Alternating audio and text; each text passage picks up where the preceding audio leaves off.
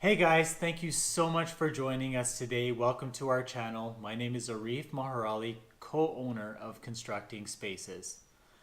Last week we talked about comparing apples to apples when you're talking to general contractors. Today we're going to give you our top 5 questions you should be asking contractors to ensure that there's an even playing field.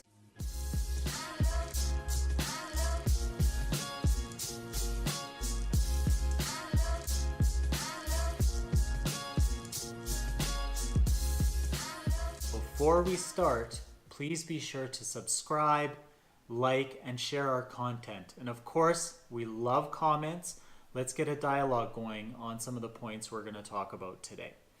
So the first thing that we think you should be asking your top, 5 or 6 contractors is what do they have in place as far as a process or planning map?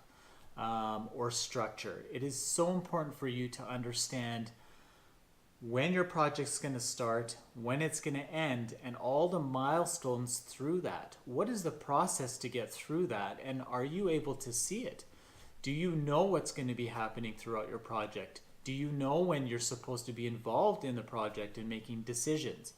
So a process map or planning structure of some sort is something you should be asking for. Now, there's some companies out there that have been around for 30 plus years and they may not have this in place. That's okay. There's a lot of brilliant general contractors out there that have it, kind of in their minds.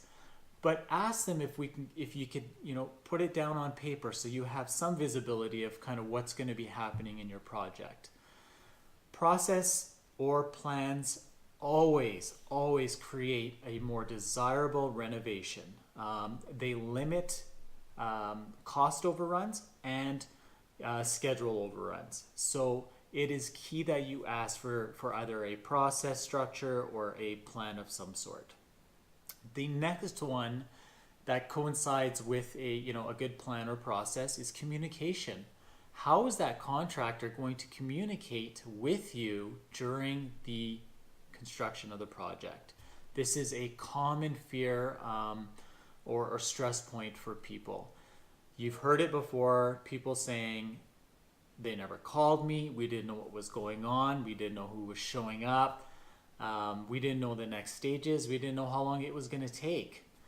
With a proper communication plan, that will all be eliminated. So ask your contractor to show you a communication plan that they use to help ease any stress, but to also integrate you into the project. Some companies will have a project management software system where you're able to see budgets, schedules, messaging throughout, so everything is tracked. Some don't, and that's okay. The key is there should be some sort of communication plan in place that will get you further involved in the renovation and allow you to feel more secure as to what's going on. The third one is budgets. This is huge. Another fear that people have when they renovate or they build.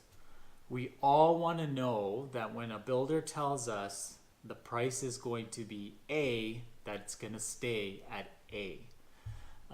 The worst thing is where a contractor tells you it's going to be A and halfway through or towards the end you find out that it's going to be B.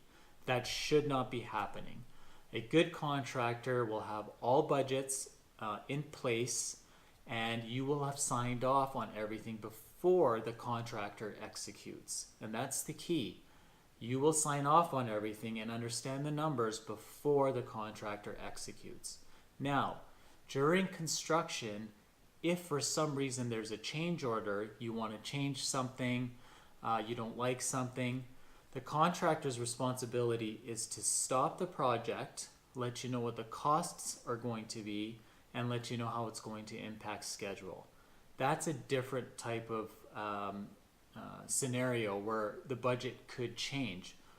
But the original budget shouldn't change. There should be an addition with any change order. So budgets, asking a contractor how they ensure that the number is going to be what it's supposed to be is key. The fourth one is references. So this is kind of a mixed bag. Some people ask for references, some don't. What we think you should do is ask for a couple references, but ask for references that are undergoing construction at the moment with that contractor. That is so important because the hardest part of a renovation or new build is in the middle. The beginning of a new build creates excitement. Everyone's excited. You're like, yay. The end of a build or a renovation is, I can't wait till it's done. The pain is in the middle. And that is where you're going to understand if the contractor has good processes and planning in place, if their communication is really, really good, and if they're hitting their budgets. And we encourage you to ask those references that are undergoing, a build or renovation, how they are communicating. How was the planning? Is it going as per plan from the beginning? Are they hitting the budgets? That is what you want to get as a reference. The fifth and the last is what we call a contingency. For most renovations, there should always be a contingency that is set aside for unforeseen items. For example, a contractor could rip down your wall and there could be mold, or there could be, rot, whatever the case may be. It's something that we couldn't see at the beginning or during a trades day. But once we rip the walls down, there it is. There should always be a contingency on the side for those kinds of items. And typically it's about 10% of the total of the job.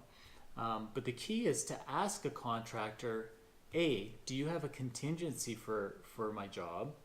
And B, what is the amount? And if we don't use it, what do you do with it? So contractors should be telling you that, it's say $10,000. They go through the project, something comes up, they stop, they communicate with you, they let you know what the cost is going to be. They're going to tell you that it's coming from the contingency fund, and you'll approve, they'll approve, carry on. Whatever's left over in that contingency should ultimately go back to you because obviously there's no other issues. So really dig on that contingency amount. There are contractors that don't put any money aside for you. And in that case, it is your responsibility to make sure that you have those funds just in case. So contingency is super important. I hope these 5 questions are going to help you make a more educated decision. What you need to do with these questions after you ask them is grade them or put them in a ranking. And we'll talk about that the next video. But ultimately what you want to do is narrow down the 5 to 6 contractors you're interviewing to your top 3 or 2 based on the questions that you asked. If you need any other questions or you have other ideas, please share with the comments below. It's great for everyone to see that. We're looking forward to our next video, and that's about ranking and selecting your general contractor. Thanks, guys.